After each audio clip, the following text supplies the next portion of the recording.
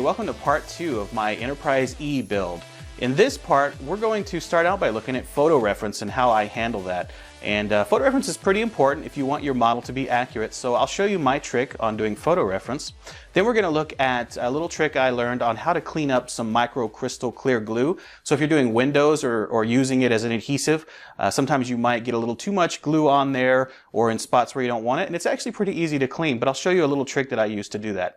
And then finally we'll look at masking techniques for painting and also how you would go about puttying using perfect plastic putty. So I hope you enjoyed the tutorial. But before we get started, I want to give a couple of shout outs. First of all, I'd like to thank Tenna Controls for the subscription to the YouTube channel. Tenna Controls, great place to go, tennacontrols.com. They basically have lighting boards and effects boards for all your science fiction scale model needs. They have Star Trek stuff, stuff for the movie Alien, and models based on Battlestar Galactica and all kinds of other stuff. So be sure to check out Tenna Controls. That's T-E-N-A Controls.com, and I want to thank Ralph for the subscription. We'll be showcasing Tenna Control stuff throughout this particular series, as well as some other tutorials that I'll do on other sci-fi scale models. I can't speak enough about Tenna Controls. I'm really impressed with their stuff, so definitely check them out. I also want to give a shout out to Hugh Henry. Hugh Henry is an old friend of mine. I worked with him in video game development, and he's an educator now, and he teaches video game programming at UAT, which I believe is University of Arizona, Tempe. Hugh, I definitely want to thank you for being my first Patreon follower. Really respect you, and thanks for being a follower and supporting my channel. For the rest of you out there who would like to support the channel, definitely check us out on Patreon at Matthew Doyle Art. We'll be doing Patreon-only videos on there, but also we're going to be doing a giveaway eventually, so keep an eye on for that. We'll be giving away either art supplies or scale model kits and some other things. So check out the poll there. We've got a poll going for the types of videos you guys might like to see. As always, please don't forget to like, subscribe, and comment here on YouTube. Make sure you press that little bell at the bottom too if you're going to be a subscriber so that you get notifications when I make videos. And of course, check me out on Patreon if you'd like to help support the channel and watch it grow. Otherwise, enjoy the video. So I thought I'd pick up this episode of the Enterprise E build showing you guys how I do photo reference on my iPad Pro here. And basically I have a Dropbox account and I scour the internet, and I also own the movies, so I do screen grabs of the movies and then just drop them in a folder here. So you can see here, these are some images from the internet that I found of the actual studio scale model. And now while I was thumbing through my images here, in fact, if I zoom in here, you can see one of the navigation lights here, or collision lights. I'm not sure which it is, but basically it's that little part that I was showing you in the last episode on the saucer. So if I pull the saucer up, it's basically this little part here. Basically, that is that part on the saucer from the actual studio model. And you can see the light there is just this little spot right in the middle. So my 0.7mm drill really worked for creating that spot. But again, the Tenna Control lights are not going to fit. It's not Tenna Control's fault. It's just the size of the LEDs. If you want to really do this to scale, you're going to have to go with something smaller, and that's why I'm going to go with fiber optics. You could conceivably drill out this whole part and then fit the Tenna Control lights here and then maybe paint over part of it, because the lights that Tenna Control ships with for these is kind of a square-shaped LED, but it has a little protrusion out the top of the LED that gives you that little round bump part, the part of the light that sticks up. So you could conceivably do that, but I'm instead just going to use fiber optics and pull it up here. Technically, these lights on the studio scale model are not flush. They actually come up a little bit out off of this this area here, and I don't know. To me, that looks kind of weird to have lights that stick up like that, but we'll see if I can pull that off with the fiber optic. I'm really not sure at this point if I'm going to use fiber optics or just figure out a way to use the LEDs themselves.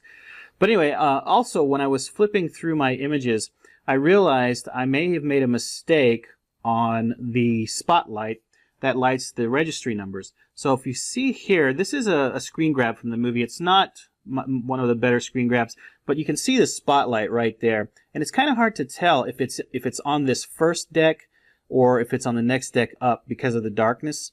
And to me, it looked like it was on the next deck up, so I went ahead and drilled my hole on the saucer, as I showed you last week, on this ledge here. So let me me zoom in again on that for you. There we go. So I put it right there.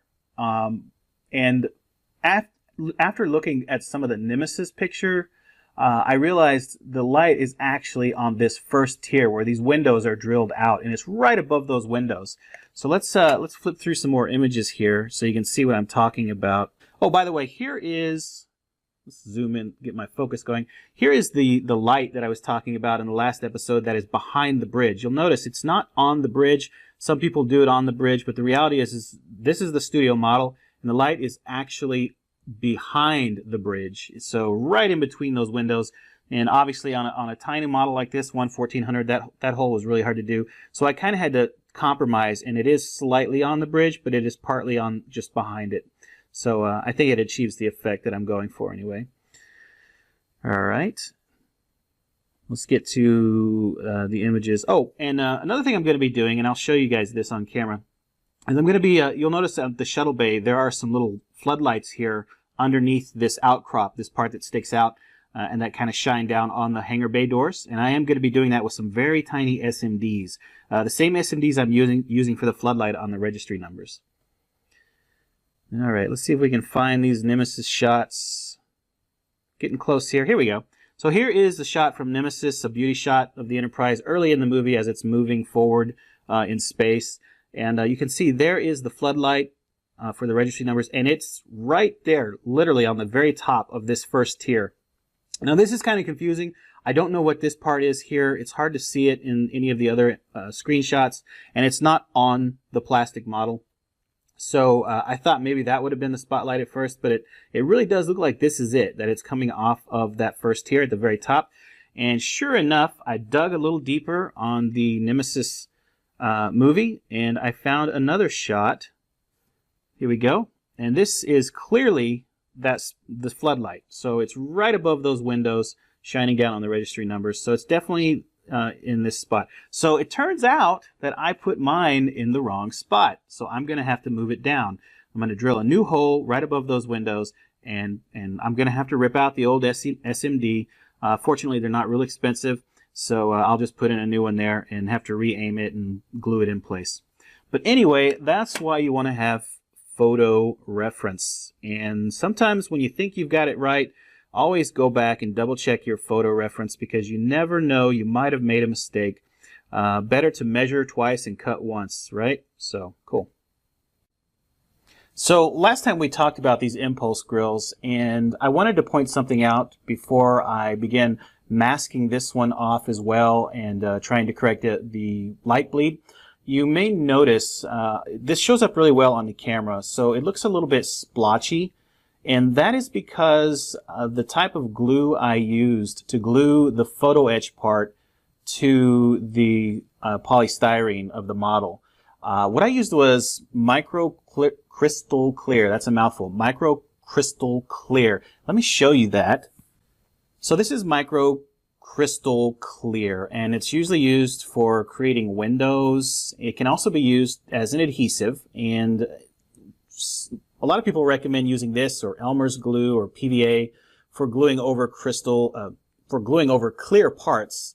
And that's what I did here. I glued it over the polystyrene of the clear part of the impulse engine, and then I put down the photo etch. And the problem was I might have used a little too much, so it created kind of a splotchy effect. It did dry mostly clear, but there is some splotchiness. However, the great thing about this stuff is when it dries, it's still kind of workable. You can actually come back with water and work with it. So what I'm going to do is I'm going to take a toothpick dipped in water, and I'm just going to kind of run that toothpick in between the grills here to kind of clean up the splotchiness of the glue. And worst case scenario, if I can't clean it up, I can actually remove the photo etch with enough patience and skill. I can actually pull this photo etch off, because it's not like super glue. It's not a very strong set. It's actually kind of weak. So I'm hoping not to have to do that. So let's actually try to clean this up a little bit with the toothpick and water. All right, so as with all things, when you're working small, I'm going to put on my jeweler's glasses so I can see what I am doing. I'm going to try to keep this on camera. It's kind of hard because the camera is kind of low. And I'm just going to basically take this toothpick here. I'm going to dip it in some water. I keep water basically in a little stainless steel cup here. These are basically condiment cups or something like, you know, big ketchup cups or whatever. So if you want to search on Amazon or whatever, you can just kind of search for condiment cups, stainless steel. You could also use plastic cups. I keep a stock of those as well, mostly for mixing paint and whatnot. All right, so I'm just going to dip my toothpick in the water here, get it nice and wet. And I'm just going to gently, because I really don't want to mess up the photo etch parts here, I'm just going to gently kind of rub in between them and try to get that glue wet again. And by doing so, I should be able to kind of clean up the splotchiness to it. And you might not be able to really tell what I'm doing here on camera because it's so tiny. I mean, I have to get right next to it with my face, with my jeweler's glasses on, my magnifiers. And even then, it's kind of hard to see. But another thing I could do here that may potentially work is what's happening is the splotchiness of the glue is actually the specular highlight from catching from the light. And I could potentially try to spray some dull coat over this to kind of back that off, that specularity. But I want to try this first. Now it is starting to work. I'm starting to be able to rub the glue a little better. I can move parts of it, like it clumps in little white spots, and I can kind of move those white spots around. Again, I'm trying to be really, really careful here because I don't want to mess up the photo etch. Photo etch is so delicate. Even the slightest misstep will completely bend and warp the photo etch. Fortunately, it is glued on fairly well with the micro crystal clear, so hopefully that will not be a problem. But anyway, so I'm going to continue on with this. And again, it's just literally, I'm just dipping this toothpick. I could maybe sharpen the toothpick if I needed a sharper point, but I think this is okay for the most part. And just kind of scraping in between the slats. Nothing really advanced here, no rocket science, guys.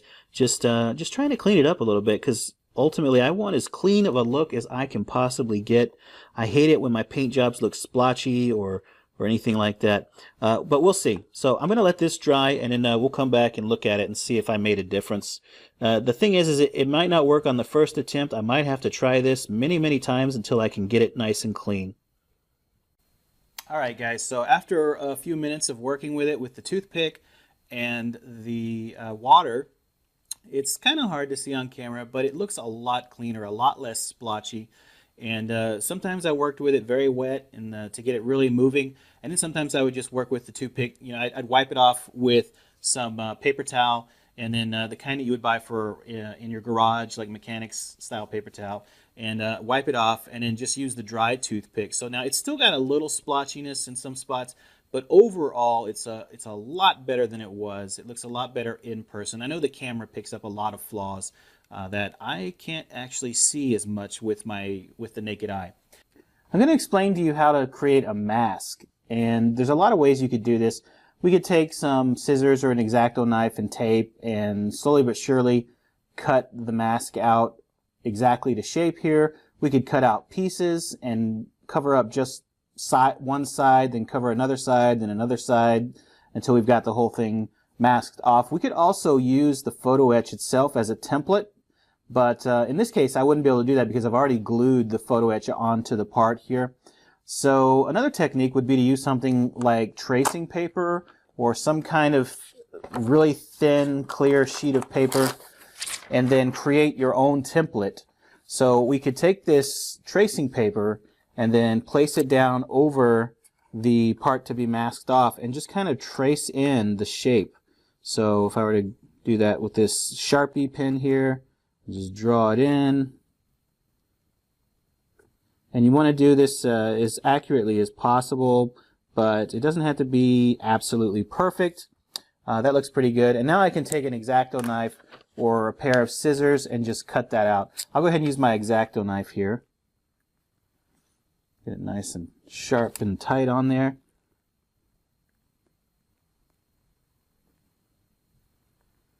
All right. I don't need too much pressure here. This tracing paper cuts pretty easily.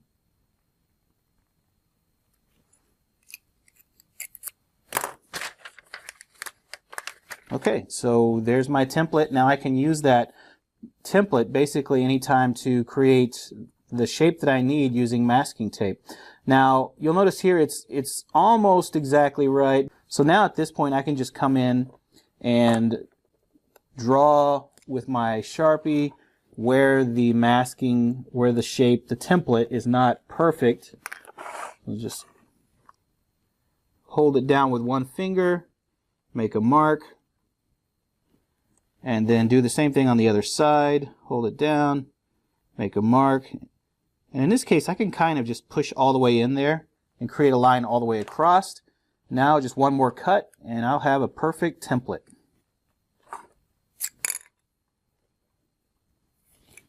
Okay.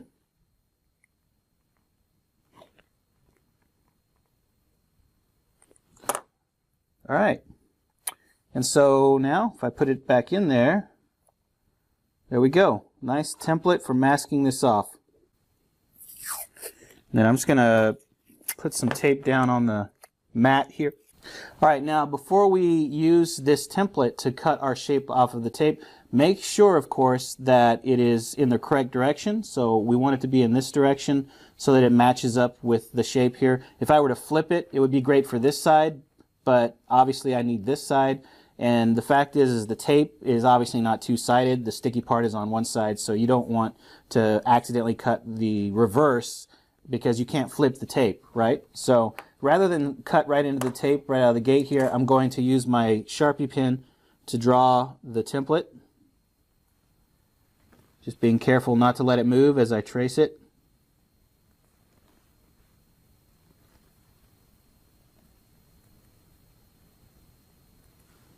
All right, one more.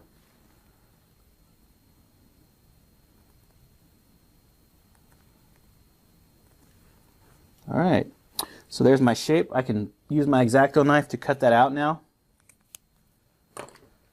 Now this time I'm going to cut slightly on the inside of the lines because I know by tracing the template it's going to make it a little bigger. So if I cut on the outside of the lines, obviously it would be too big for what I need. So I'm going to cut a little bit on the inside here.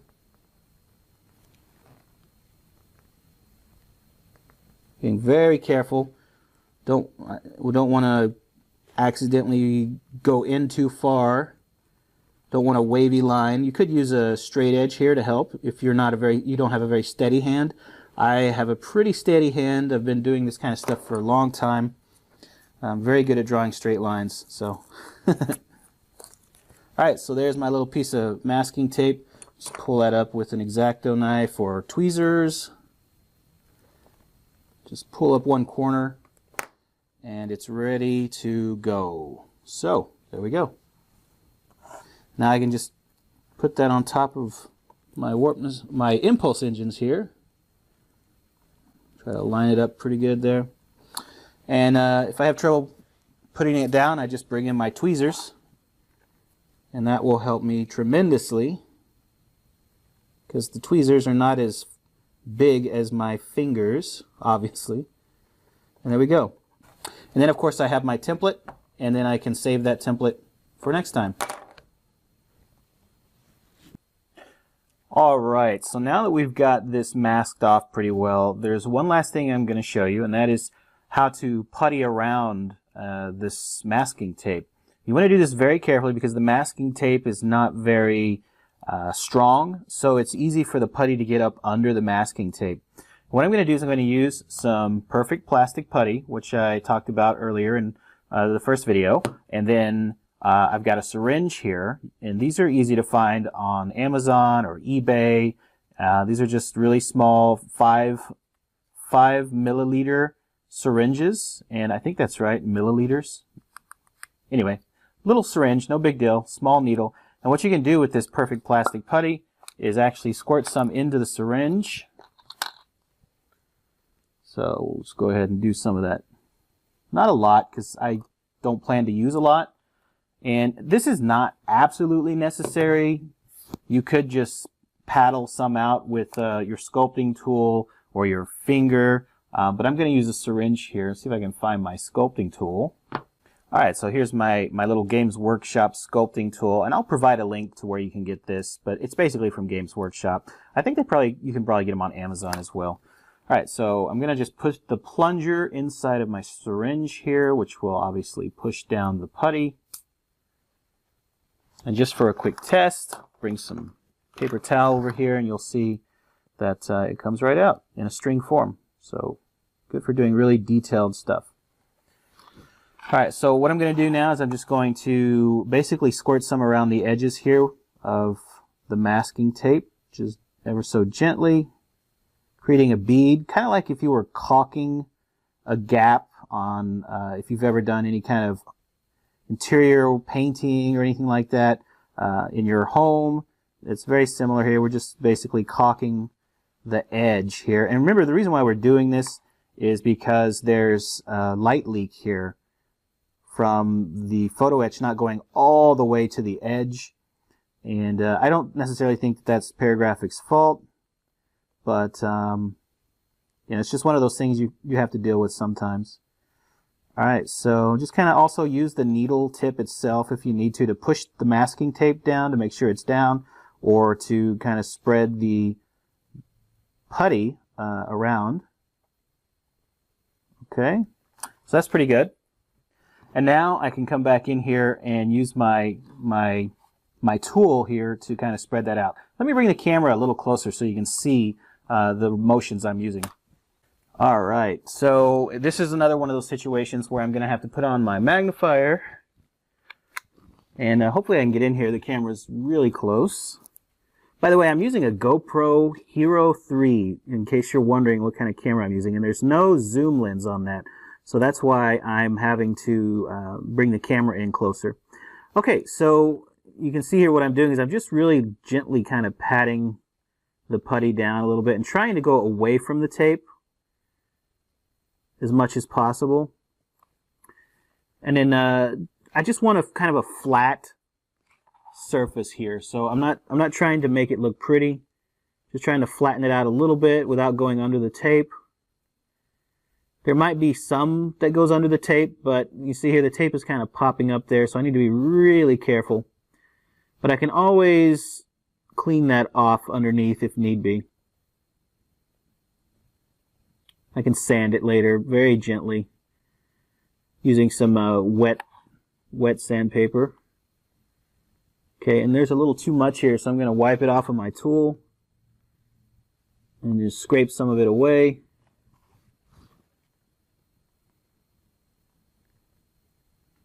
Again, trying to go away from the tape. It's not always possible to do that.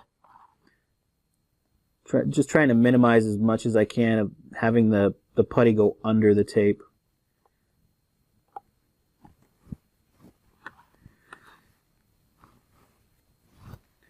I like this putty because it's really fluid and it's really easy to work with because of that. Like, you can really shape it with just a little trowel like this. And doesn't set right away. I like squadron putty as well. I use it, but in a situation like this, that stuff is, I guess you could probably thin it a little bit, but it seems a little too thick for my tastes for this kind of work.